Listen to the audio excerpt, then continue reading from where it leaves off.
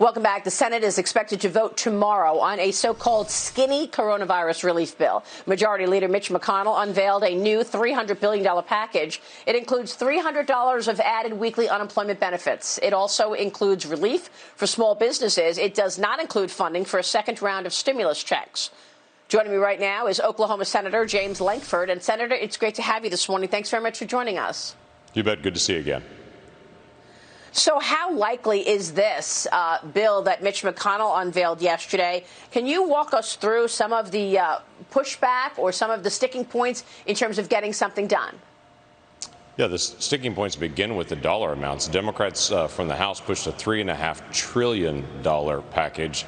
This is a about $350 billion package, which is still enormous in size, but it lines up with a $3 trillion package that we did earlier this year. So that's the beginning point on trying to be able to figure out how to be as fiscally responsible as we can. When you walk through the virus right now, the virus is not affecting some people at all. They get it, don't even know it. Other people end up in ICU. It's the same thing in our economy. Right now, there are some businesses that are having their best year they've ever had, and other businesses are on life support and are struggling to stay alive or have already declared Chapter 11. So what we're trying to do with this package is to be able to target it the way that we think it should be targeted towards the highest need area, but not to just do blanket dollars everywhere in the economy, because lots of areas of the economy are doing very well right now. So not-for-profits, we have a focus in on there for not-for-profits and very small businesses. We have a focus on those that are hardest hit, small businesses, especially those that have had 35% revenue loss. They are not going to make it into 2021 if they don't get a second round. We have the same thing on trying to deal with the issue of the virus itself. How can we get additional billions of dollars to be able to make sure we have vaccines ready, we have health care ready, we have money for schools of all types, private, public, charter. We have all of those elements that are blended into this, but in a way that targets the highest need, not just trying to throw dollars out in general. Well, where are the needs specifically? You went through a few of them. What about city and states? We know that the localities want money from the federal government. Where does that stand?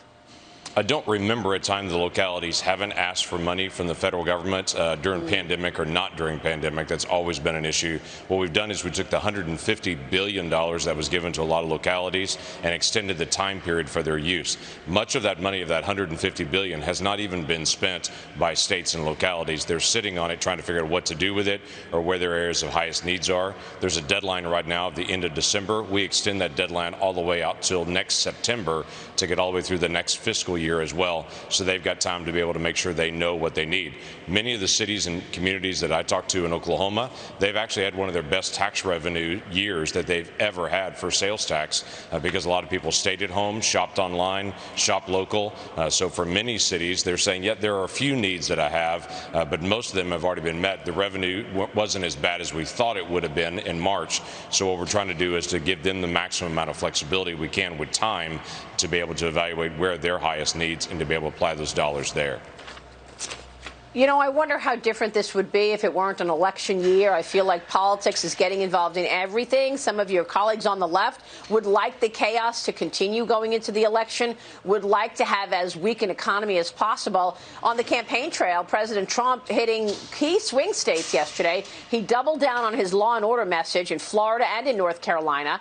And Joe Biden is taking his Made in America message to Michigan today, touting millions of new manufacturing jobs in the United States. Senator, your thoughts on where we are here and what truly materializes on the other side of this election?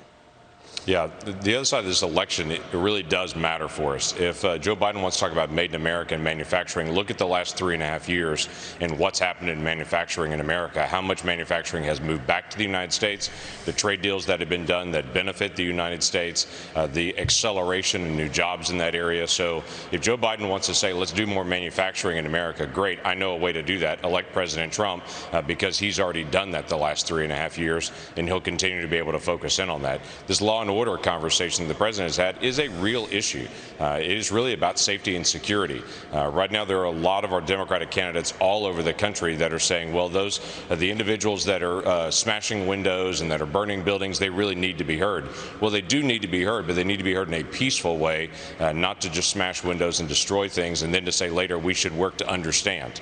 We should work to understand in advance, but we should also have law and order in the process of when we do that. So safety and security is a big issue in the country, always has been. It's one of the prime roles for government, and the president's right to talk about it. Of course, and it's just extraordinary that you're not hearing more pushback on the left in terms of this looting and rioting. I believe there were some in the Biden campaign who actually paid for the bail of people if they were arrested. So there's that. What does this mean for the Senate? I've spoken with a number of CEOs who are worried about the Republicans losing the Senate. Party control will be decided in November. Republicans are currently holding 53 of the 100 seats, but are defending 23 of the 35 seats up for grabs. How are you feeling about the Senate and holding on to the majority? Yeah, we can definitely do that, or we could actually lose that. So it's important that people actually stay engaged in this. The Senate is essential if we're going to deal with, for instance, Supreme Court judges or additional judges like we're doing this week, where we're doing district court judges for federal bench around the country, as well as working on the issues on coronavirus. But if you're going to deal with what the direction of the country is, there's only one place that both sides are always heard. It's the United States Senate, and it is essential that Republicans remain in control of the Senate. We have a lot of seats that are toss-up seats right now that are very, very important. Montana, Iowa, Arizona, Colorado, Maine, if you deal with North Carolina. So you can work your way around the state or around the United States, and you can see a lot of races that are up that are very important that people actually lean in and participate in. So while some folks are focused exclusively on the presidential race, and that's always important who the president is, it's also exceptionally important what the direction of the United States Senate and which direction it goes. So I do encourage people to get involved and to actually participate, obviously to vote, but to get engaged as much as they can in what's happening in the Senate. It will determine a lot of the direction of the country. Absolutely it will. Senator, it's good to see you this morning. Thank you, sir. It's good to see you as well.